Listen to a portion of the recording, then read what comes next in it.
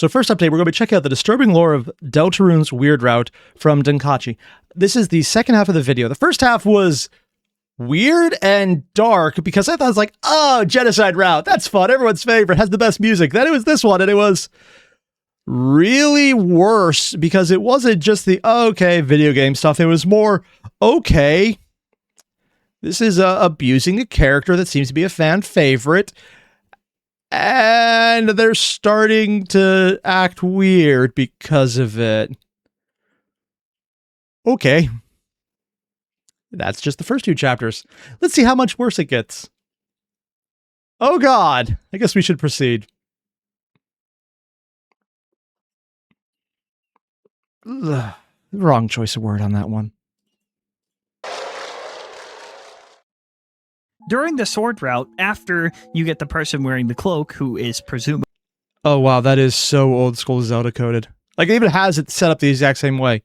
I think this would be linked to the past Zelda if top of anything.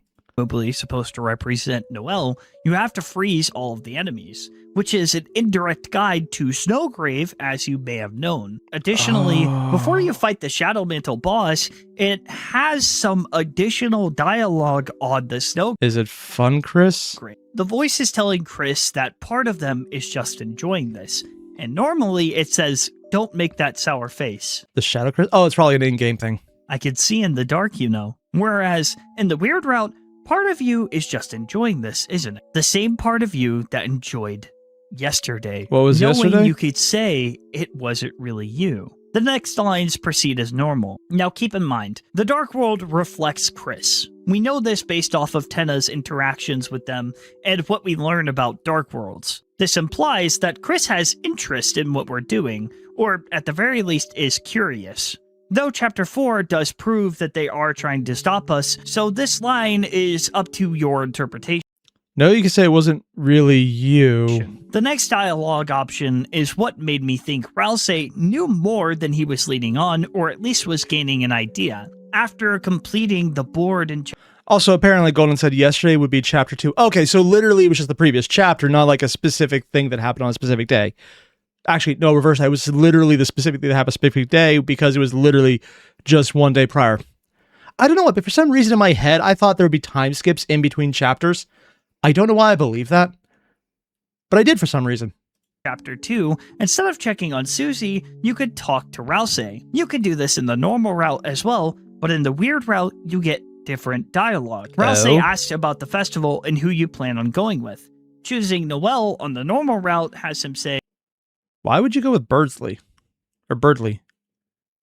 Maybe it's just weird because everything I've seen about that character is one of those, okay, comedic relief, got it. If Susie was with you two, Noelle would probably really appreciate it. I'm sure the three of you would have a lot of fun. If it's the three of you. Whereas if you say this in the weird route, he says, Noelle, Chris, I think that's a bad... Oh. They're doing so much with so few pixels here. I absolutely love this. Like right here, it's a smile to a smile that's a little more tired. I think that's a bad... All the way to the just disappointed and tired face. Their face is very expressive for tired. Also, zero. Birdley? Birdley? Is it Birdsley or Beardsley? Ah, and Magnetar. Birdley dies, goes into a coma on the weird route. Okay, so that dialogue option then was from the non-weird route. I was going to say, am I misremembering things? But apparently not, and it was probably not an option there, unless you could choose the sociopathic option in this game to actually go with a coma patient that you killed.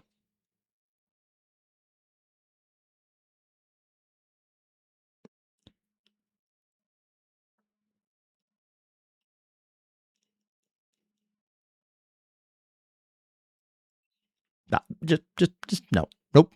Bad choice. I mean, a bad choice to make alone. Noelle might want to go with Susie.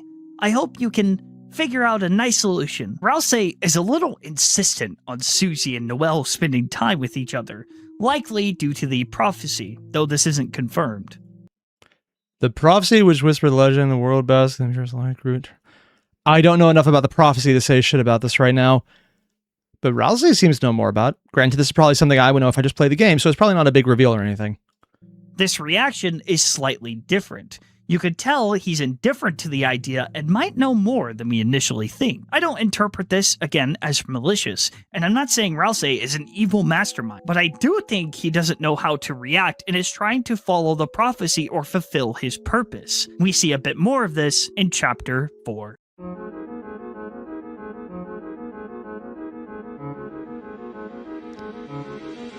So Chapter 3 had minimal fucked up things in it, as opposed to Chapter 2, which was... yeah, it definitely felt like genocide route on that one.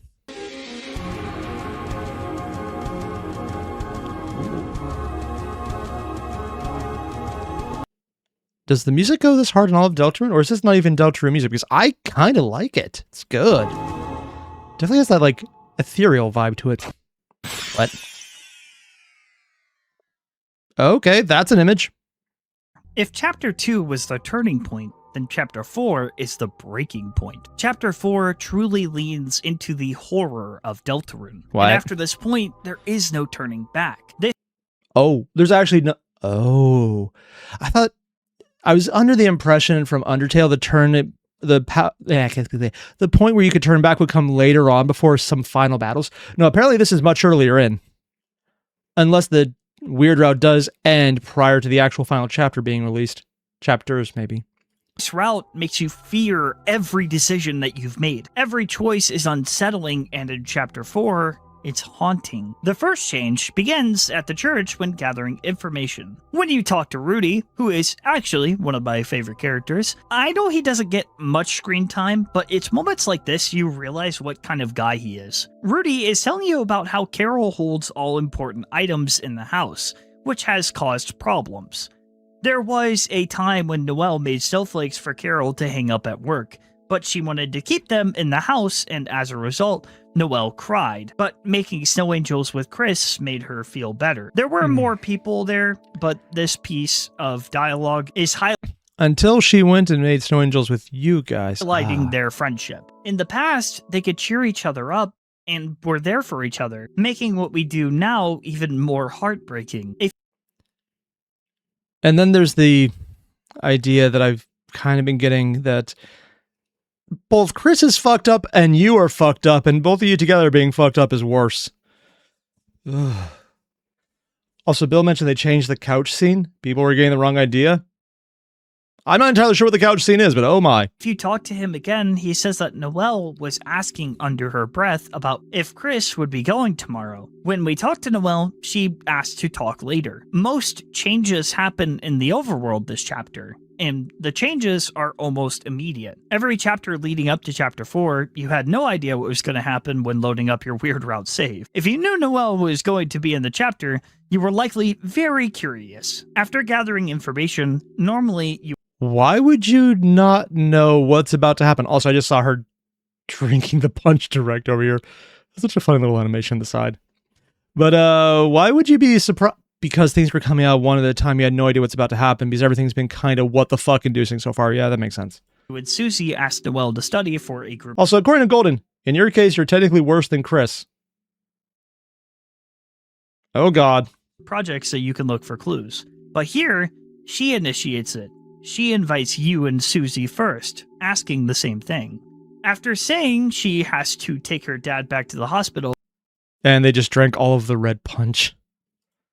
Susie seems excited. To her, she gets to hang out with Noelle, her crush, and her best friend, along with trying to get a code for the bunker to be a hero she wants to be. To Chris, they're scared, knowing that we are going to be there. We can cause permanent damage. Look at what we've already done. When Susie tries to give Chris a high five, they don't respond at all. She wonders if Chris has something against Noelle, and what she says next actually became the reason why people started calling it the Weird Route. At least I'm pretty sure this is why. Like, hey, maybe things took a weird route right now. They actually just dropped that immediately in the text. This is one of those things where I actually would love if someone in an interview asked Toby Fox what they meant. Because if this was not intentional, it is the best accident ever, and I kind of love it. Susie says that they should be glad it's going by so fast. but you could see a bit of doubt settle in. We know from Chapter 4 she would prefer if things went on forever. Hell, even in Chapter 5. So something feels off to her. She asks Chris if they want more of the red stuff, but Chris refuses. Very specific wording here. Before going to Noelle's house, yeah, I think we saw a lot of the red stuff previously. Although no, maybe we didn't because it was all frozen. we could check on Birdley. I won't describe everything, but there are some interesting details. Check. Because people mention when you kill someone in the Dark World, I was going to say the Shadow Realm because I've been on a Yu-Gi-Oh kick, they go into a coma until they eventually die, IRL. Yeah. Also, pain. Smile, smile, smile. My favorite. Which is anyone else weirded out by this? Because it should be this kind of actual thing right here is a thing in doctor's offices. It's trying to rate your pain based on facial cues because some people on a number scale are terrible at it.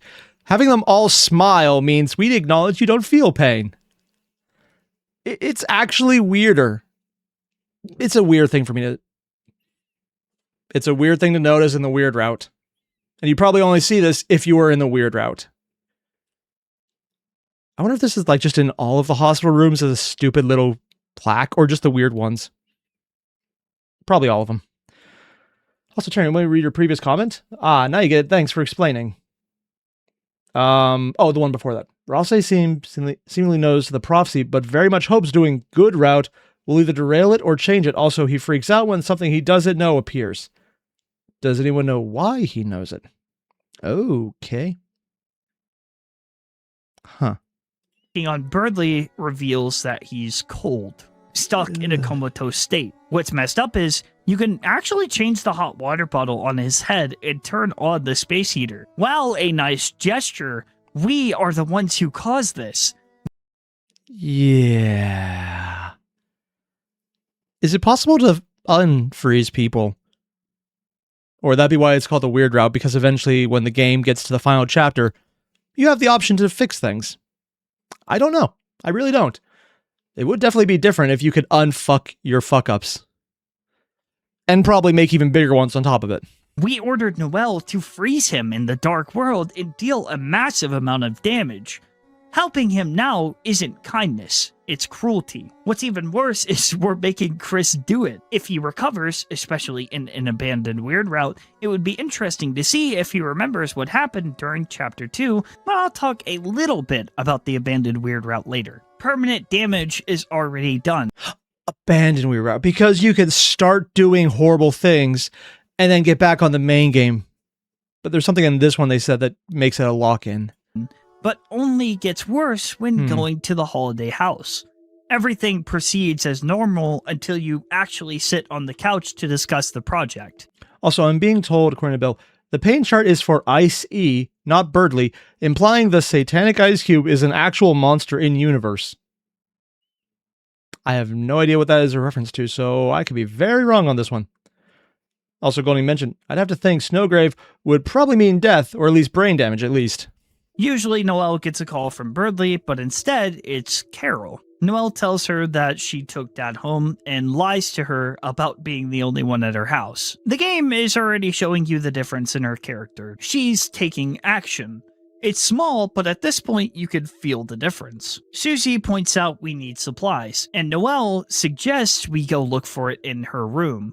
Moving a little forward, Chris why do they just have a heart outside of their... What the hell is going on with that? usually tears out their soul and hides it. However, they are interrupted midway through and have to quickly hide it. She wants to talk to Chris in her room, just the two of them, and after she goes in, Chris takes the soul and puts it in the gift room like usual. Chris goes in to talk, and of course, we spy on the conversation. Noelle has been waiting for the two of them to talk ever since last night.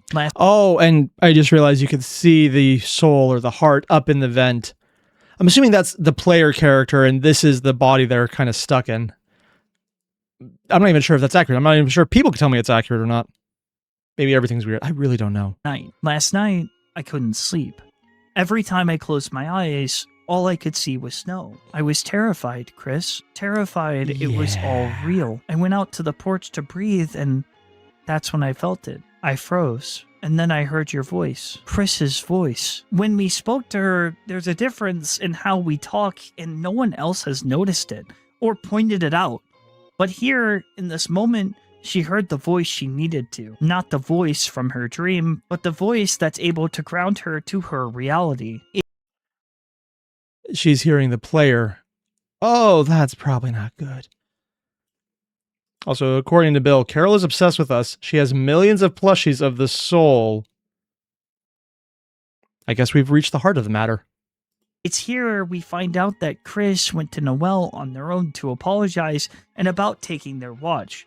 Right? Oh, so they acted without the player knowing. Okay. It off as a simple prank. Chris is trying to undo what we've done to her, reassuring her and saying that Beardley will get better. By using character traits they are known for, Chris can reassure Noelle in a way that makes sense. They've always been a prankster. Chris is still doing Chris things. Noelle says that even if their voice was weak and shaky, it felt so long since she actually heard it. Oh. That's actually interesting because this is something I was unaware of.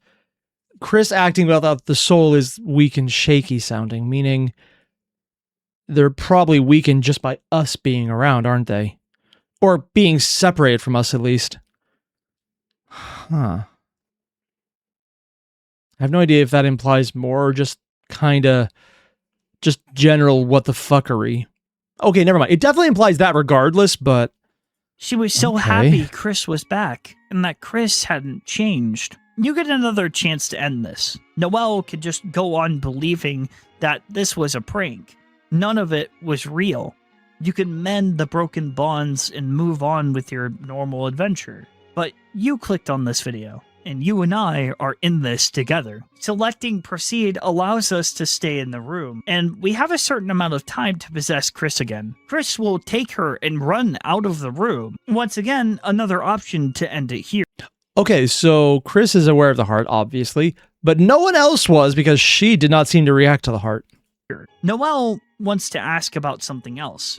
After we possess Chris, there's an active struggle. She moves closer. Also, I'm being told by Andre, without the soul, the player without us in Chris's body, they will die. Ah. It's a parasitic and symbiotic relationship, according to Golden. Yeah, I see that. Mentioning how Chris grabbed her hand last night and pulled a thorn out, asking her to not mention they did any of this. Chris is using all of their strength to cover Noelle's mouth before she can speak, but she reassures them that it's just the two of them. Chris knows where this is leading and can explain to Noelle what's happening. Noelle holds Chris's twitching hand. She reveals that they pulled a thorn because there was the thorn ring, wasn't that? Oh, yeah. Said their conversation would get heard. Her mouth is covered once again. Noelle reassures Chris. It's just... And they're also showing Chris being incredibly shaky as well, because they're literally dying. I don't know nearly enough about the game to know the context of how they got the soul in them, but definitely seems like something fucked up happened. Them in the room. Chris knows... Also, Bill mentioned there's a slight euphoric effect on Noelle for art control. Yeah, I've heard about that one, and some of the descriptions of what came later. If she asks the question, we will answer. Changing everything. They seem to know how the game works. In this situation, if Noelle asks a question, we answer it. It allows us to go out of bounds, or reposition ourselves in a way that lets us answer. It's how we got into the room. Who? Who is going to hear? We have to answer the question. Me. The whole room goes cold. The voice from Noelle's dream is back. Immediately, she feels terrified. Because when they're forced to answer, it's a choice for the player, and Chris doesn't get to be the player when there's choices given to us. Oh. Voice is shaky as she realizes that this isn't Chris anymore. But it was a prank before. Surely it is now, right? She asks for reassurance, thinking that the voice was the one from her dream. We have to show her it wasn't. It wasn't a dream. She backs away, confused on how we heard her thoughts. But we did hear her, and we tell her. She tries to talk to Chris, saying she didn't speak at all. She thinks it's just a coincidence, but once again, we have to prove to her it's us. It's not a coincidence. This is something I do enjoy about both Undertale and Deltarune from what I've seen of it so far. The concept of playing with video game conventions as freaky paranormal occurrences, such as this entire saving mechanic being IRL things within Undertale, and just getting to read people's internal dialogue as it's being read on the screen, as actually just reading their mind as they're thinking it. Which is funny because I think the one person who we don't actually read the mind of would be Chris then. Maybe it just hasn't come up, but do you ever just get their thoughts as opposed to seeing their actions? Huh. She tries to test us, asking us to do various things. Each time we do, except for the last request. She wants us to say it didn't snow, but there's not an option for that. It happened. She wants to believe we're lying. Noelle becomes stronger. The noise from the weird route plays. She wants to believe she didn't hear that. We press equipped. We pull out the Thor. Snowflakes are spinning behind them. The word... Oh, I would never have noticed that. That is such a cool detail.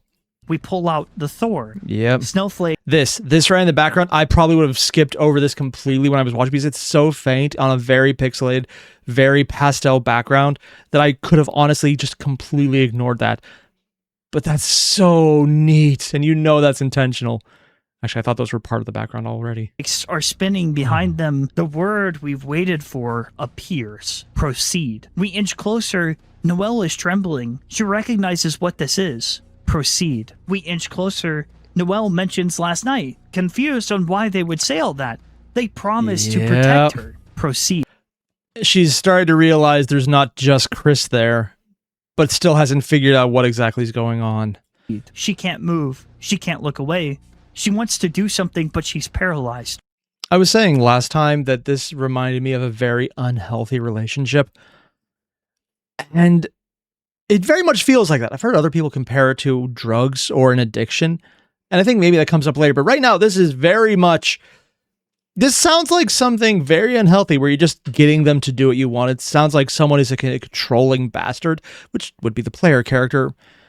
And it looks horrible, but a lot of this, and this is going to sound even weirder, it may just be me making these connections, but it looks like every single game where there's multiple romance options, and even if there's a canon one for a character, but it lets you, use your main character to romance that character instead. It looks like this is what they were going for on this one, because you're the one who's allowed to be with Noelle in this route, except it's not Chris. And that's also why in the previous ones, I think there were so many mentions of Susie in there, because it's like, oh, they're a cute couple. But now you're edging in on it, and it's not healthy, and it's sick in the sense that, like, legitimately, you're going to be sick doing some of this shit. Sick in the head, sick physically, take your pick on this one. But she's like, she doesn't want to be there. She wants her friend back, but at the same time, you're controlling her. It's not... It's so fucked up, man. Also, according to Necro, as I said, Deltarune weird route, manipulating your future wife. Yeah. It looks like if someone took those concepts for other games where you get to choose the romance target, and this is where you choose Noelle. And it's not healthy, because it's not how things are supposed to go, and it is fucked up for it. I don't know if that was intentional or not, but it does seem like it's an aspect of other games that just became a thing. And the only reason I'm actually verbalizing rather than just like, silly thought, ignore it, is because so many things in Deltarune, for what I've seen so far, and admittedly it's not much, is that game mechanics are twisted and become actual mechanics in game that the characters are aware of more than anything else. So who knows, maybe the target acquisition is the actual intent of what this route is parodying on top of everything else it might be doing. Yeah. All of it seems kind of just a good reason for me to focus on what I'm talking about right now and not the, oh yeah, this is really fucked up, because I know exactly where other people IRL have done this kind of shit, and it's really just inducing. She holds up her hand. She's panicking as she cycles through words. Then we equip the thorn ring to her. She pauses, weakly saying the name of her friend. An animation plays that shatters part of the screen. Noelle's innocence and ignorance have been ripped away. Cold reality has taken over. There's no room for doubt anymore. Chris, while trying to help her, may have further contributed to her breaking point due to how cruel we are. When Chris tried to fix things, we came in and made everything seem like a lie. Before, she was traumatized, but she could live on knowing it was a dream. But every action we made her do was real. Everything Chris said was a lie. Our voice speaks through them. There was room for doubt. But when we spoke, especially in the overworld, it made her realize. Her world was shattered. It made her remember. So that equip mechanic wasn't just because she now has the thorn, it's because she now is literally breaking her mind because she remembers and she doesn't want to remember. Also, being told by Golden, it's a love tesseract. So if you touch it, you get teleported to a random location and everything gets fucked up. Yeah. Also, too, originally the scene was but Toby Fox changed it to avoid misunderstandings. So an unflowy, got it.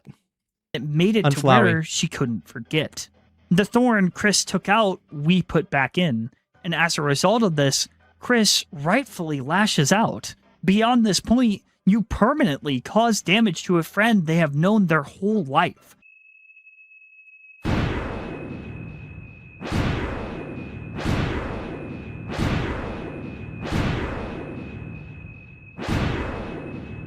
Damn.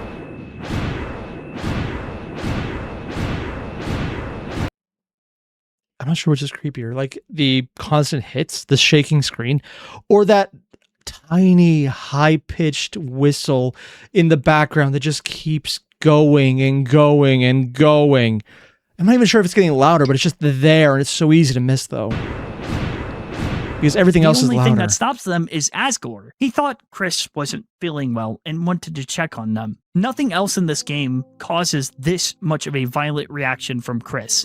Each kick is pure rage. Even if they know it will hurt them, as we see when they place the soul back inside themselves, they're willing to do it. Chris is weak afterwards, but is able to stand. Asgore and Susie wait outside for you. We don't get to see any interaction with Carol. Asgore suggests that Chris go straight home if they aren't feeling well, and gives them a hot chocolate to hopefully cheer them up. Asgore leaves, and you and Susie follow behind. Also, he even put cinnamon spice in there. That's nice. Just trying to think of something a little less fucked up right now. I'm just going to say, yeah, great thing with hot chocolate. Chili pepper. I know what I said. It stands out. Susie stopping to say that while Chris was keeping Noelle busy, she found a code to the shelter, but couldn't write it down in time. She doesn't know how they're going to be able to go back. I'm assuming you find the code normally when you're playing the game in the regular route, and now things are just happening because you're not focusing on the normal game, so it's not double-upping so much. But after what happened, Chris probably doesn't want to. As we go to the church, Susie is disappointed that they didn't get to really hang out. She notices that when Noelle wanted to talk to you, her look was kind of weird. Susie wants to know why Noelle couldn't just talk to you in front of her. The screen freezes. A pink tint covers the screen. We don't get to select what Chris says here. Susie makes a joke, but Chris's expression says it all, causing her... So there's options where you get the choice, but you don't get to know what they are. To not want to bring it up again. Everything about this sequence... Also, I'm being told in the normal route, Bill mentioned, Chris actively stops us from getting the code. Oh, okay. Is genuinely haunting. From now on, you're committed. Nothing you do will fix the damage you've done. When they say you're committed, is that meaning you can't abort the weird route, or you can't abort it in that chapter? Because this is something I'm kind of curious about, and I'm not even sure is even able to be answered at this point. I know a recent chapter has come out, but there's still at least one or two more that haven't been released and won't be for at least some time. Have there been any future developments that change how you play earlier chapters, or are retroactive in any way to unlock earlier events? I don't know if that's the thing that would even happen, because that level of coding would be just a massive patch, but... I don't actually know, because I haven't played the game, and is it possible that there are retroactive patching going on at all? I don't know. I really don't. The game presented you with so many options, ways to abandon it, yet you persisted. There's a few things from now on that happen. Some interactions with Gerson reveal that he can tell something is bothering you based on dialogue, which, by the way, Gerson is like my favorite character in Deltarune, and the fact that he knows something is up really speaks to his insight. Gerson tries to give you hope the few times you run into him, alluding to the fact that in the end, it might end happily to keep living no matter what you face. If we move forward to the tea scene, Gerson will tell you to close your eyes. If you refuse the tea, he'll place an apple in front of you. Usually, you eat the apple normally, but in the weird route, as you bite into the apple, you continue to eat it. At first, it's nice, so you keep going. The crunching gets faster. Rousey warns you that you're getting to the core, but you don't stop. Your teeth cracks into the core. It's bitter. Nothing is left. So, oh, that's fucked up. Also, because the reason you don't eat apples is because there's trace amounts of cyanide within the core. It's not a lot, but if you just did a lot of apple eating and ate all the cores, that is probably not going to be good for you. It's one of those things where it's like, just don't eat it. And most people don't because it's not as easy to eat, so they stop well before that point. But it is a thing that happens. So yeah, don't do that. people might just view this as... Also, Mikey mentioned just Chris trying to off themselves, and that's exactly why, according to Delta Hunter. Oh, and according to FCX Industries, funny, apple seeds carry a small amount of cyanide. Oh, he actually goes, it's the seeds that did it. Oh. And Val, you've been eating cores your entire life? I mean, who knows? Maybe you're resistant at this point. I don't know how trace amounts work, but you probably shouldn't do the seeds, apparently. Yeah. According to Industries, though, you have to eat a lot of them. I have no idea how much a lot would be, and I guess also susceptibility could be a thing, but that's medical, and I'm not going to get into that one because I would not understand it. And learning that would be very disturbing. Chris eating an apple really quickly, but I do think it symbolizes something. It represents using something until there's nothing left. Flesh being torn from the outside to expose what's within. Continue. So according to chat, not only were they trying to eat the apple as a way to stop themselves, it wasn't everything about exposing something, it was about them actively trying to stop themselves, even if it was a throwaway action that wouldn't be enough. I don't know. Could go either way, too. Moving forward, when Susie goes off on her own, normally we close our eyes and think of what she's doing. But here, we tell Rousey it's unnecessary. He asks us to think of someone else then, and we get another option. In the normal route, we could say think of the night. But there's a weird route exclusive. Think of Noelle. The red dot, the one that shattered earlier, appears. In a shaky voice, it says, "Thank you." Previously, we had no idea why she would say this, but... Oh, that's not healthy. Also, according to Industries, you need to crush up like almost 200 apple seeds to have a full reaction. Okay, that's not that bad. That's probably why people survived apples in general. But the seed shells are too durable. Given the context in Chapter 5, we do. I think What at this happened in point, Chapter she 5? knows we're watching. She's not talking to anyone else but us. She's thanking us for teaching her how to be something else. But we'll come back to that in Chapter 5. Susie sees Chris. They seem to be standing there with their eyes closed, and they started to breathe heavy. Rousey comes back, and that's that. There are a few small things from this point on that you could say, but I'm going to skip ahead to the Rousey moment I was mentioning earlier. The moment I realized that he knows more but can't say anything. If you say this, you're heartless good. Keep smiling. Oh, because he would know the prophecy somehow. I think it's a he, I'm not entirely sure. And there's just so much more information going on. Oh, God. Am I the only one freaked out by this? Because I don't think I'm the only one freaked out by this. Also, yeah, there's a lot going on right now. Also, according to Bill, in Chapter 5's pacifist route, Chris has one dialogue option where you can ask, do you think Noelle can swim?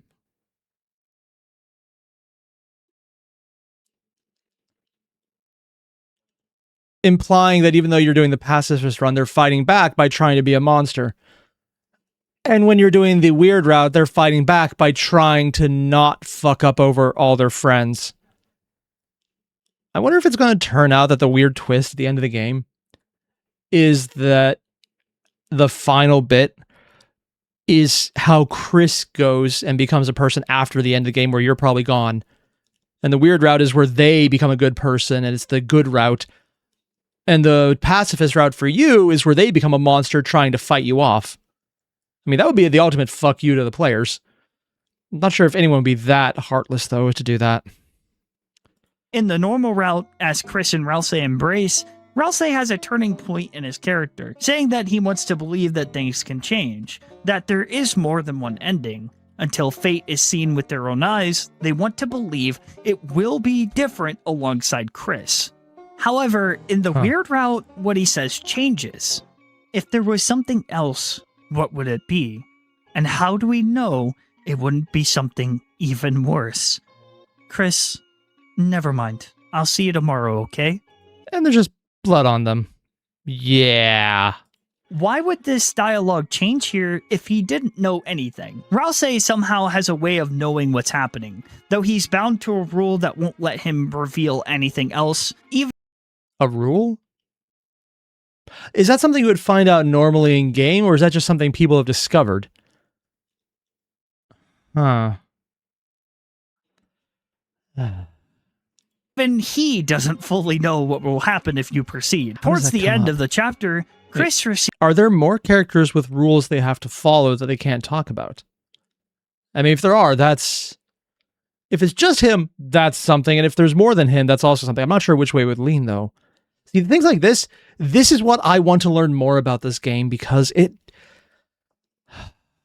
definitely has a lot of depth to it that I want to learn more about. Receives a phone call, this time laying in bed as opposed to climbing out the window. It's presumably Carol. She's called to tell us that Noelle is looking forward to seeing us tomorrow. Yet another reminder of what we've done. As it fades to black, we see it. The red dot. And for a whole year, this was all we had. What was going to happen? The red dot was Noelle when she was talking to you saying thank you, right? Or is it someone else possessing her? I don't know. Happen at the festival when we see Noelle, and the result is something no one could have predicted. What? It's the shortest Weird Route chapter, but it's just as impactful as chapter 4 and deeply depressing. It sparked so many discussions. So they have... These faces all look like... Why does this one look like it's trying to do a meme face? Maybe that's just me. It's what inspired me to make this video. I was heartbroken, confused, curious, and honestly... Oh. Right next to her eye is a red dot. Shocked when I first saw it. The themes I'm about to address may make some of you uncomfortable, so please watch with caution. I know a lot of you have been waiting for this, given Chapter 5 is the most recent chapter, and we finally made it. So, let's go over the events of the Chapter 5 Weird Route. Okay, that's a choice. Very shiny, very happy, but for some reason it's so off-key that it becomes off-putting in the audio. Chris hasn't left their bed all day, thinking about the actions. I'm just going to pull this up because I think this is one of the most weird things I can imagine. According to Valor Ranger Gaming, I'm gonna be frank, this video has made me realize my RimWorld playthrough is tame. RimWorld, the game I only know because it is so what the fuck inducing that you can make an entire livelihood just trying to figure out how crazy you are and how much worse everyone else is. Yeah. Oh, notice the crazy quality sprite work for now that's about to show? I mean, just the waving hair in the wind was amazing.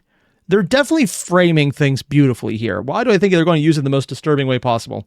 Of yesterday. Toriel tells us that the whole day has passed. She's deeply concerned about them, noting they haven't eaten all day. She made honey toast for you, which normally you get honey toast for her in the morning. She thinks that this is about their brother, oblivious to the many different things happening.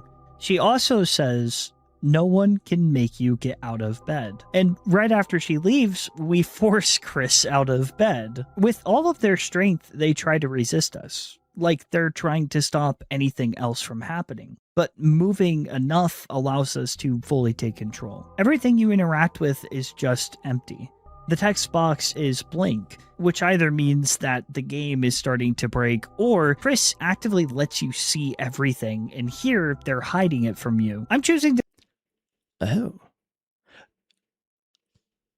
Because we already know he can block out what we see as a player, and we've done that before when we had choices, we don't know which one we make. It would be really fucked up if the choice we can't see is the most important one somehow and just doesn't play until later. I believe it's Chris refusing to show us, as narratively that's pretty compelling, though the other option would make sense too. As we leave the room, Chris is twitching, moving incredibly slow through the house. When they leave, Susie is waiting for us. She makes a joke about them sleeping through the festival, but then says that Noelle is waiting for them at the beach. It's a very brief interaction, but as you go to leave, Susie stops you. She wants to check out what's left of the festival with Chris, despite... And as soon as they say this, they look away while standing in the shadow. They are very aware of the framing going on right here, and I kind of love it. Seeing everything. I love it in the sense that I recognize it's well done and very thematic, but also kind of hate what they're being thematic for, because just based on what we've seen already and all the previous context clues and everyone in the chat really getting fucked up, yeah, we're going to hate this.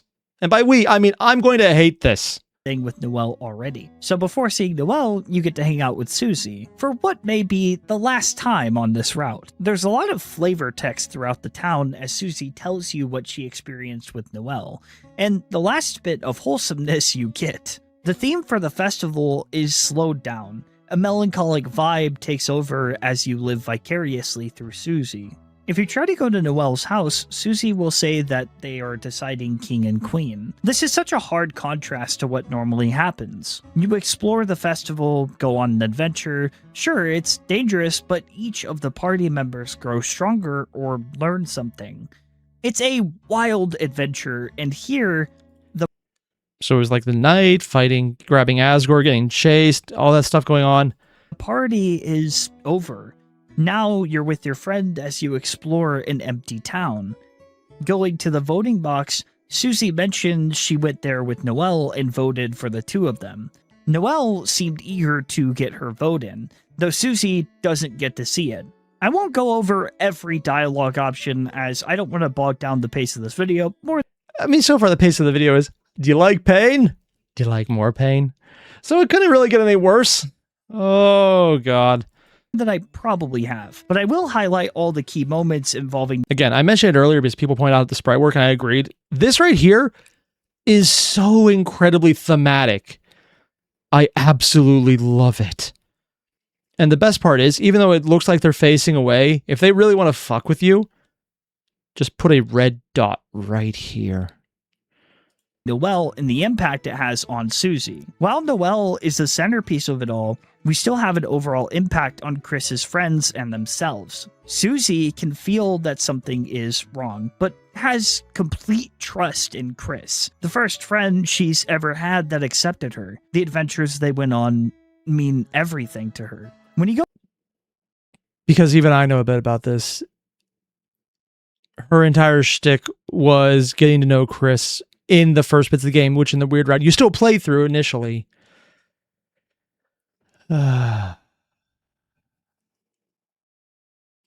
the Ferris wheel, she talks about how her and Noelle rode it, and instead of being shy, Noelle rested her head on Susie's shoulder. She was calm the whole time, while Susie's heart was racing. She then offers to ride with you, and you actually get the option to. Oh. If you do, there's a genuinely nice moment with the two of them. Susie shakes the Ferris wheel pretending there's an earthquake, and it makes Chris laugh. Chris moves over to Susie's side, and there's a specific dialogue that made me smile. Susie puts Chris in a headlock, and Chris pretends to snore.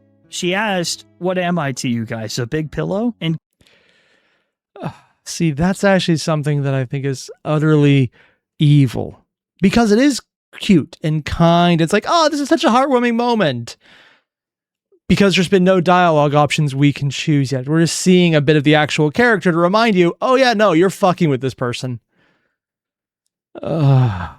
Chris nods. This simple interaction highlights that even without us, these two would probably be friends. Early on, we learn that Susie is troubled, living a very hard life. But here we get to see her for what she really is, a kind person who just Also just random sands in an abandoned town. Or I guess empty because of the festival, but whatever. wants to cheer up a friend. Even for just a moment, Chris gets to be happy. The next interaction has caused a lot of discussion online, and it always leads back to this damn skeleton. I was really happy to see Sans in this chapter, if only briefly. This interaction reveals that Susie has drawn her friends and herself on a punch card, and I guess they're in for a bad time. Probably not the right point to point that out, but it's a point to make even. gives it to him. Oh, now it says open. Wait, did it say nope before? It said nope before. Sans, nope. Now it says open. He has drawn her friends and herself on a punch card and gives it to him. And he also gives you bread. He tells you to come back later because there isn't any ice cream right now. After this, you're free to go to the beach, but there are a few things you could do. But just this one interaction with him caused a ton of discussion online. For starters, a lot of people are confident that the card Susie gives Sans is the one found in his lab in Undertale, and on it were 3 people you don't recognize. Now, this does... The fuck? That's supposed to be people? Oh, no, it's the plaque right here. Okay. does change during the normal route, as Susie draws Chris and Noelle instead of Rouse, and it's unclear which one it's referring to. People had theorized that the weird route is what causes Sans's transition to Undertale, and that's the one he takes with him, but until the next transition to Undertale. I was under the impression that Undertale was its own thing, and Deltarune was its own thing. They just happened to have overlapping characters because I have the rights to them, so why the fuck not? Are they actually connected beyond just using some characters again in various aspects that just come with being a similar game from the same person? chapters, we won't really know. But this wacky skeleton has one more trick up his sleeve, as the bread he gives you ties into another working theory that's honestly a bit crazy. But leaving breadcrumbs. Leaving breadcrumbs. Wait, the breadcrumbs glitch? A glitch involving the use of breadcrumbs allows the player to reach an out-of-bounds area in the original Mother. To activate the glitch, Nintendo must never use breadcrumbs and then... Oh, I never played, Mother or Earthbound, so I've never heard of this. I thought it was more just the idea of breadcrumbs as a trail to get back, which is what they're usually used for. we'll come back to this part during the theory section. The next significant part is if you take Susie to school. Skull. You can find a $1 coin on the ground, and what she reveals is concerning. What? So, Noelle, she did something kind of funny earlier. I said I didn't have any cash for food, and she took a roll of bills, probably like hundreds of dollars, and just held it to me, smiling. I mean, I don't know if I've ever seen that much money. I didn't take it. Where did she get the money? Ah. That's probably a bad answer. I said something cheesy like, you could buy 100 grape sodas with that. I don't know why, it just felt so weird. If you had $5, I'd expect you to buy me stuff. But I guess same back if I had $5 too. This particular moment reflects that of someone who has given up. In Noelle's case, she knows that later it will be pointless to have all the money she has. Her action was already decided. And at the moment, it doesn't make sense, but it will. She's smiling, happier than usual, despite her hardships. And she's giving away money like it doesn't matter. This is the... Something horrible is about to happen to her, isn't it? Also, according to Golden, her mother is literally the mayor, and Noelle's family is filthy rich. Oh, okay. That makes more sense. The mindset of someone who has given up. If you walk to the school door, Susie reveals that she talked to Rouse earlier, who was apparently acting weird, seemingly worried about you. Once again, I'm made to believe that Rouse knows more and can't do anything about it. When Susie asks about if she can help, he just shakes his head. Susie says that they should come back later and see him. Going to the church, we find Rudy, who fell down off the ladder when putting up lights. Oh. He says the holidays are full of surprises, which I think works for his family, and also when you get a Christmas gift, it's usually a surprise. Noelle, in the side A route, gets a call telling her that Rudy fell down, and she has to run and check on him, leading to the dark world of Chapter 5. But we get to see him. Oh, so they're actually just preempting the entire dark world on this one. But what are the chapters actually just shorter when you play the weird route as opposed to the main game? Because it seems like there's just much less to cover, or are there still overlapping elements from them? Because it seems like they're just not there sometimes. And fixing lights here. Rudy can still be the knight, guys. Trust. If you go to the church, Susie will tell you that her and Noelle were banned from here. Susie stuck her hand in the grape eyeball thing, and Noelle held her hand inside of it, which got them banned. This shows that she's taking initiative, which is out of the ordinary for her out. And she says, started holding mine. Yeah. Also, studio mentioned fell down means death in Undertale, so we were super concerned in side A. Where in side B, not the under route, the weird route, it's an actual just fall from a thing and he's fine. Although, to be fair, a lot of people die that way IRL, so that's kind of fucked up in its own right. Side of this route. And that, to me, is all the significant stuff that happens building up to the beach scene. As you're about to talk to Noelle, Susie talks to you. She tells us she's going to wait for the ice cream, but opens up to us before she does. She's glad that we still got to see the festival, even when it was basically over. Noelle and her may have gotten close, but she wants Chris to know that they are a big deal to her too. Susie is trying to cheer Chris up. Why is she trying to cheer Chris up? Because they know Chris wasn't feeling well because they were sleeping so long and something's wrong. But what do they mean given up, though? I'm not going to finding out the answers to my question, am I? It's pretty obvious that they're miserable. I'm really curious to see what ends up happening, and if Susie gets a chance to... Oh, never mind. Apparently, we don't even get to find out yet. ...react. I think a Susie boss fight would be very cool, though I don't personally see it happening. As Susie leaves, we have to face what we've done. Noelle is waiting for us. If you haven't seen this game, I'd really recommend either watching it or playing it. Yeah, I'm pretty good right now. I'm not going to do the weird route. I don't do well with causing characters pain. I'm the kind of person who, in freaking Skyrim, all things, if I accidentally hit someone and I don't get found out and I don't get the bounty, I still undo it. It's I don't want to do that. Whereas if you have a multiple choice game where it just makes someone feel bad, I would oh no, that made the character feel bad. No, save Scum, get away from that.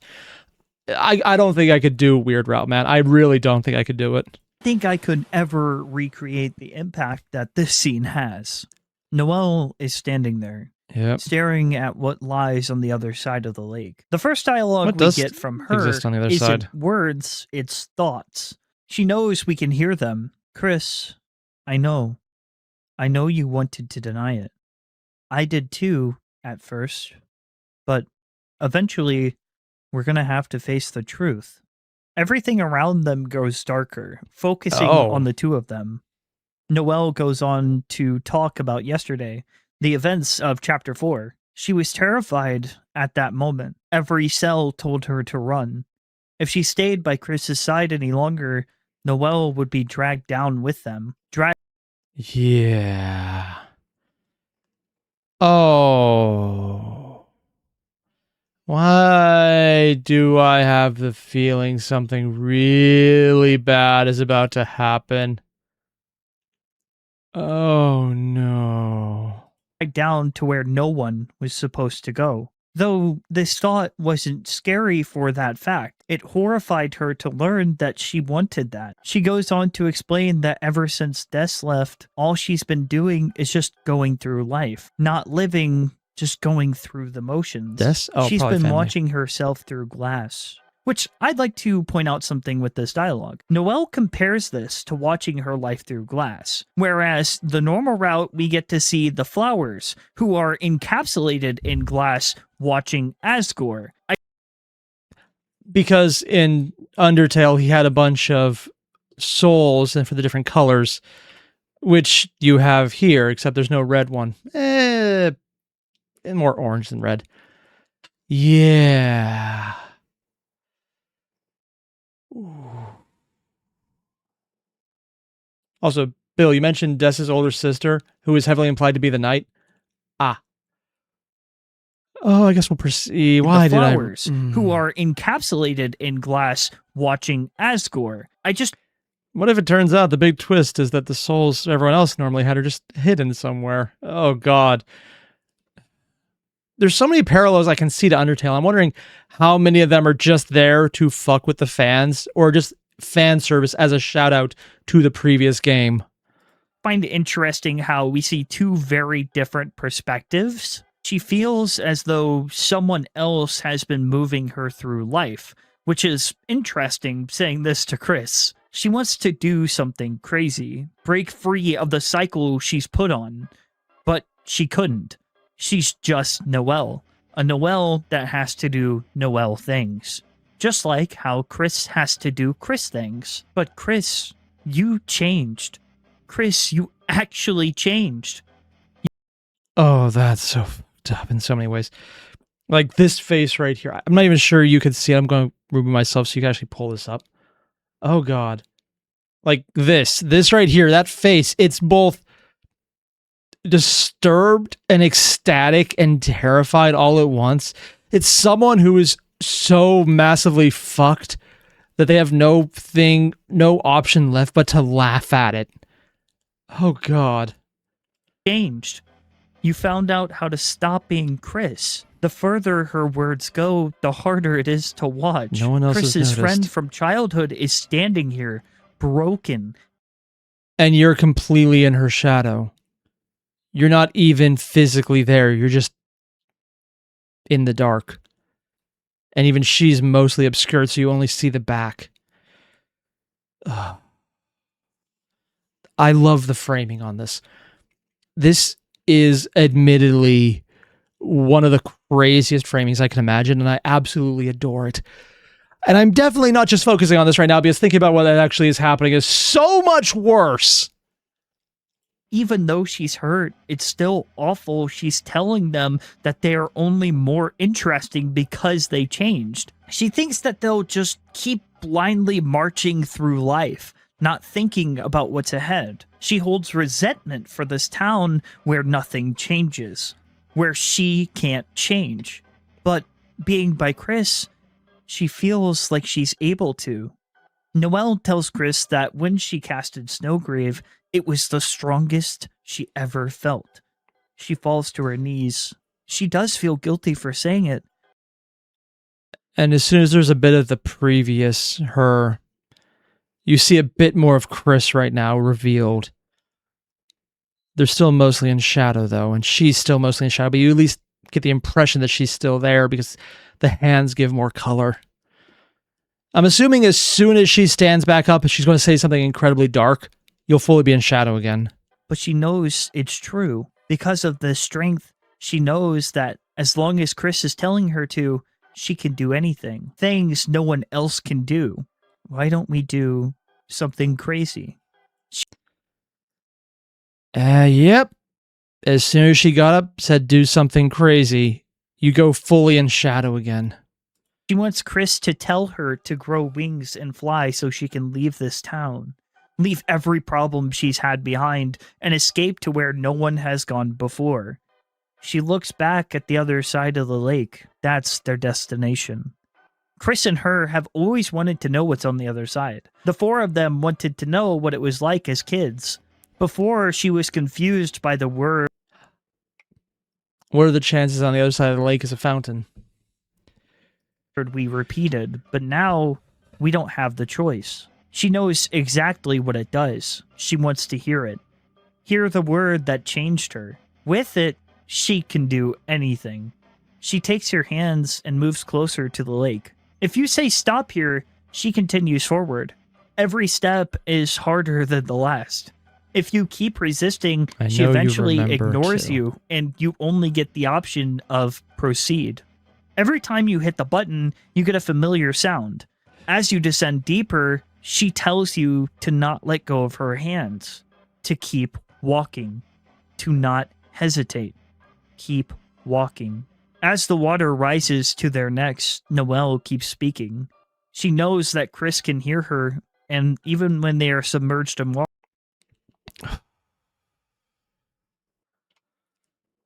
You can even see her mouth opening here. But in the art, you see the mouth underneath the waterline, and her hair's trying to float within the edge of the lake.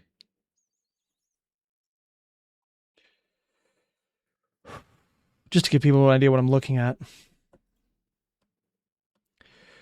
When they are submerged in water, she keeps talking. We start to take damage, but she tells us to keep going. The screen turns white. You only have a certain amount of time. You have to keep hitting proceed over and over. Noelle's words are barely visible. You can still hear me, can't you? Proceed. But if she keeps prompting you, you can keep going and going. The screen goes completely white. All you can Except you still have the faintest outline right here that there's still a section. see is your heart continuously choosing an option you can't see until it cuts to black. Text starts to form on the screen. Insert Chapter 7, Side B. Then your save gets deleted, at least at first glance. A file is created on your computer saying Route Side B, permanently saving what you've done. And that is the entirety of the Side B route currently. That very much feels like what I was talking about earlier, where there's a cutoff point that has retroactive events added in the most dickish way possible, because you might have just watched a character drown themselves, addicted to being told to do the impossible.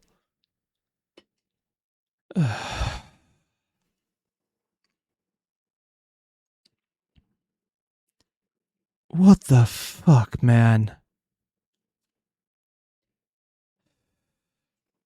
Deltarune has horror built into it, even during... It said Chapter 7, right? Chapter 7. Also, I'm being told by Play, there is no Chapter 6 weird route. Oh.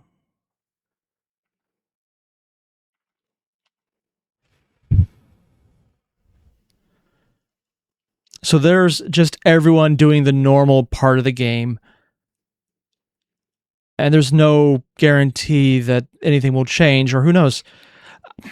This is something someone's going to have to play through after the game's fully out to make sure they didn't miss anything that might be added in. During the normal route. Here, it's the highlight. It feels like you're playing a different game by Chapter 5. It's a psychological horror as you force someone to change, manipulate them, taking someone who is vulnerable and leading them to a darker path, one where no one has gone before. Noelle... You could say it's darker and darker still. Has so many things she struggles with. Her sister is gone. Her father is ill, and her mother seems harsh. So when you present her with an opportunity to leave it behind, she will. She doesn't know what's beyond the lake, but even if she didn't make it, I think she'd be fine with that. It actively makes you fear your decisions. And at the last moment where her head is fully turned up, you actually see a bit of her face return.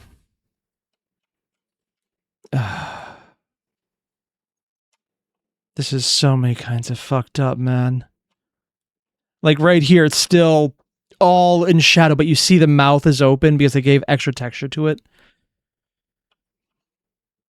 And then right here, right at the end,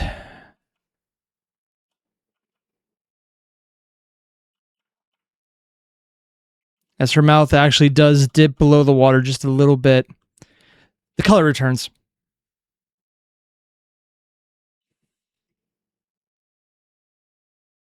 makes you fear your decisions and gives you so many chances to leave it behind until eventually it's permanent. Though there is a way to stop this from happening. If you don't When you say you made up that song? press anything when the screen goes white, you get different dialogue and things reset in Chapter 5.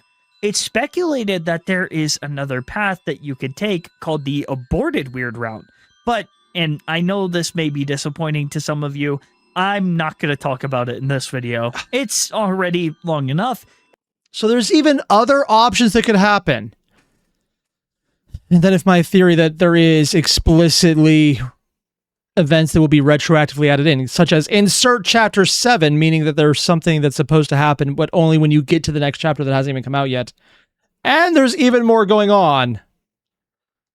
And that is a whole other can of worms. Just know that it does have some pretty interesting narrative things. I will, however, briefly look at some popular theories and speculate which ones I think are most likely.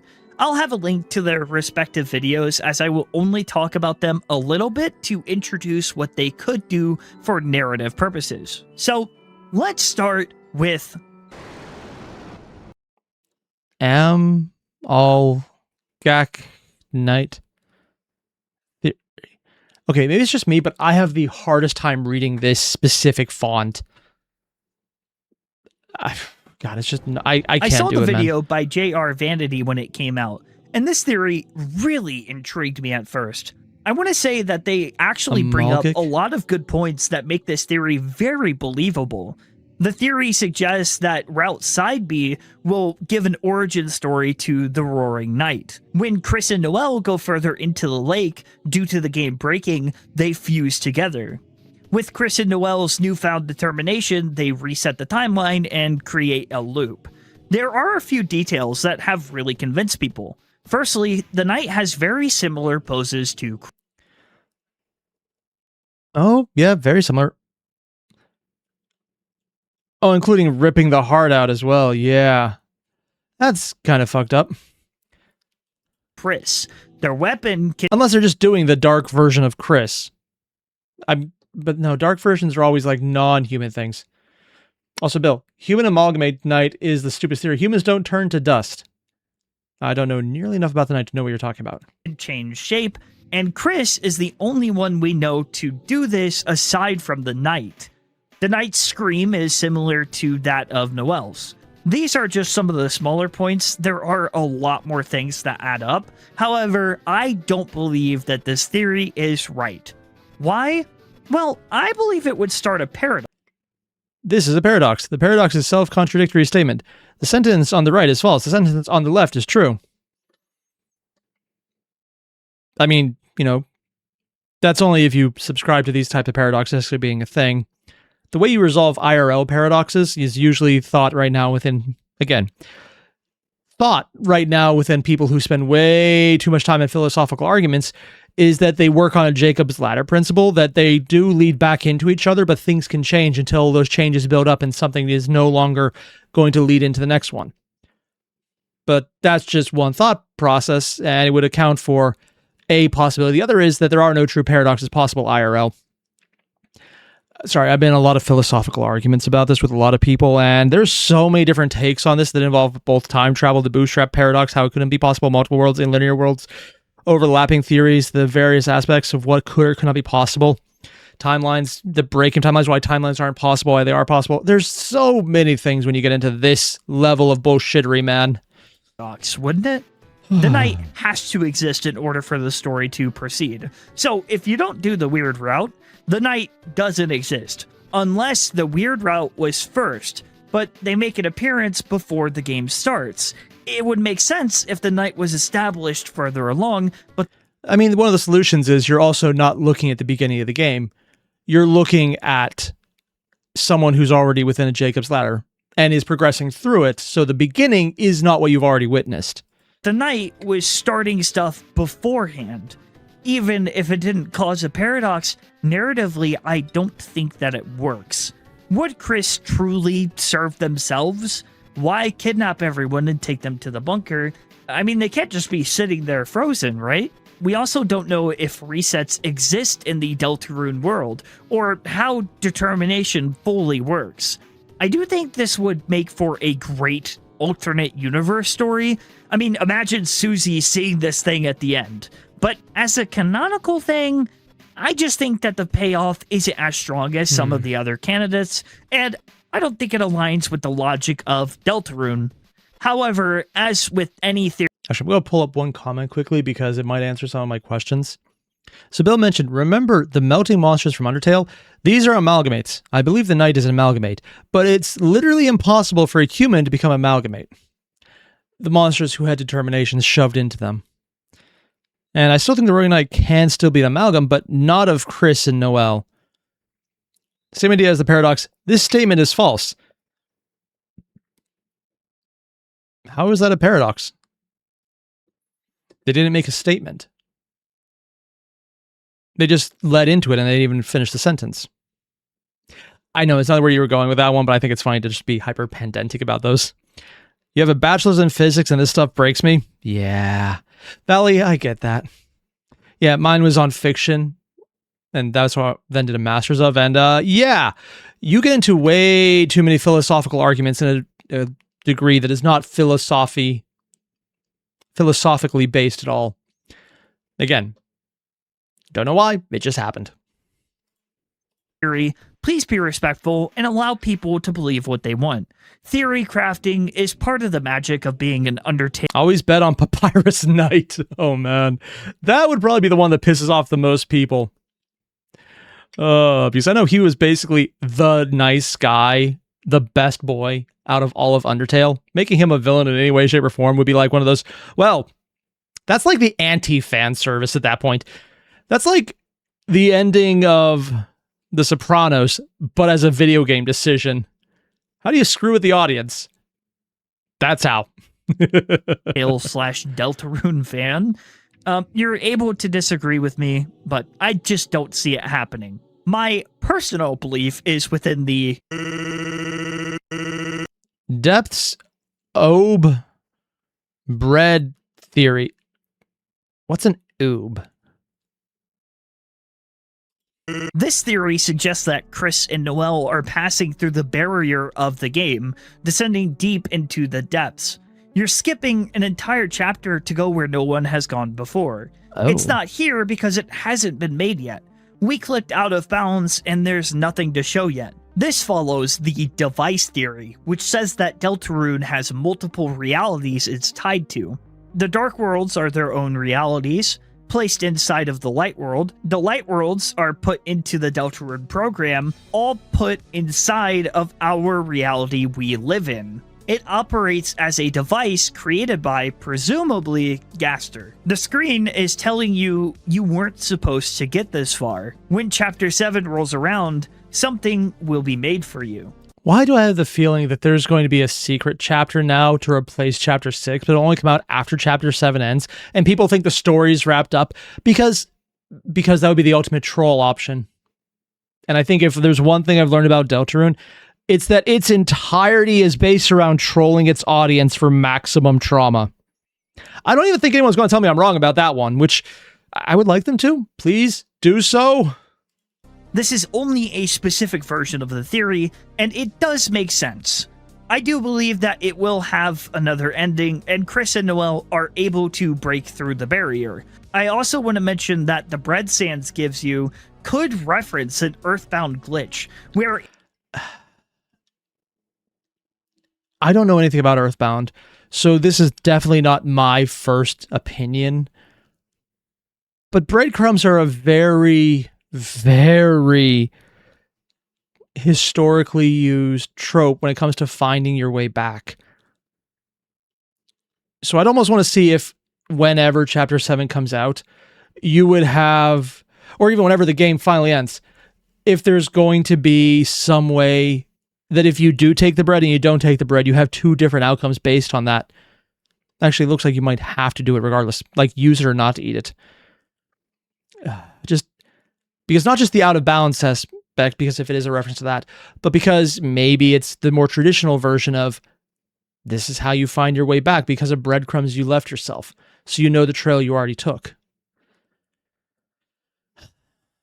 But it also, because it's a video game, it could be referencing another video game more likely. I don't quite know. And Mikey mentioned Undertale is inspired by Earthbound. Oh, yeah, no, that was one of the reasons I'm not entirely sure.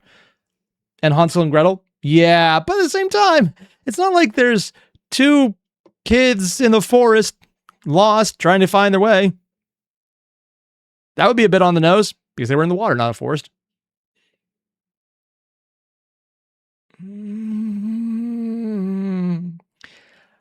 To quote Taryn, we're stumbling in the dark here, not knowing much and waiting for more to be uncovered. Yeah, I'm aware of that one. And you don't really know what is a reference to what until it's either blatantly obvious, or what I'm personally guessing is so many of these will be ambiguous because that's more terror for the fans. If you use the bread at a very specific spot in Earthbound, I believe you could pass out of bounds. Now, I'm not too certain on it. This is just something I've seen in passing. People speculate this is Sans' way of keeping track of you because he only gives you this item in the weird route and you can't eat it because Susie will stop you. It directly links to them going out of bounds, a subtle way of telling us this. By doing this route, you're skipping chapters 5 and 6, essentially breaking the game. I know. But here's the thing. Is that a permanent save for there? Or would there be a different ending if you already have chapter 7 when it comes out? Does that change it? Does it actually lead to a different type of change altogether? Is this something that people will need to actually uninstall future chapters to play this to get the exact ending? Or does it change based on... I'm overthinking this in the extreme, probably, aren't I? But this seems like the kind of game where it would torture players into needing to look into that. Almost like some kind of absurd ARG in its own right. I did a poor job explaining these. Be sure to check out the full theory videos below if you want to know more. There are so many details about this route, so many little things that happen, both from a meta-narrative and a narrative standpoint. But ultimately, all we could do is wait. Keep theorizing, keep making AUs, and together we'll be able to make it to next year for Chapter 6. Thank you everyone so much for watching. So it's been one a year then. Oh, gee. So this is literally a decade of content from when it started. If there are any AUs or theories you want me to talk about, let me know down below. My next video will likely be an analysis on What If Susie Overswung, since I think that it's amazing, and I'm really excited to talk about it. That, or it may be a smaller video. We'll see. I have absolutely no idea what's about to happen right now. I am actually incredibly curious about Deltarune, almost to the point of wanting to play it. The only reason I'm not is because this kind of stuff, which is fascinating, I don't want to do. It's like that weird obsession sometimes you can get. It's like, I see the red button. I know I shouldn't press the red button. I'm not going to press the red button. But at the same time, what does the red button do? I do want to find out. What if I got someone else to press the red button? Oh yeah, I see where it's going.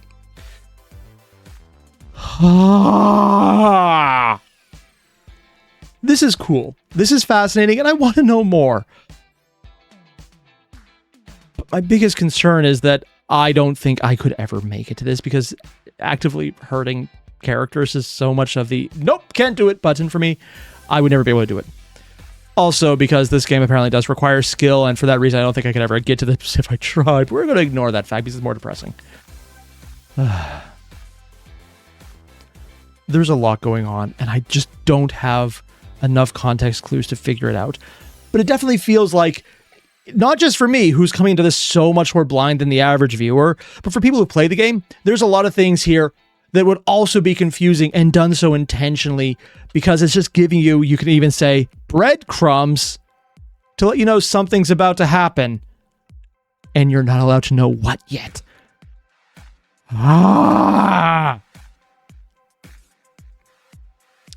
Yeah, I don't have any strong feelings about this whatsoever. I'm pretty sure that's obvious.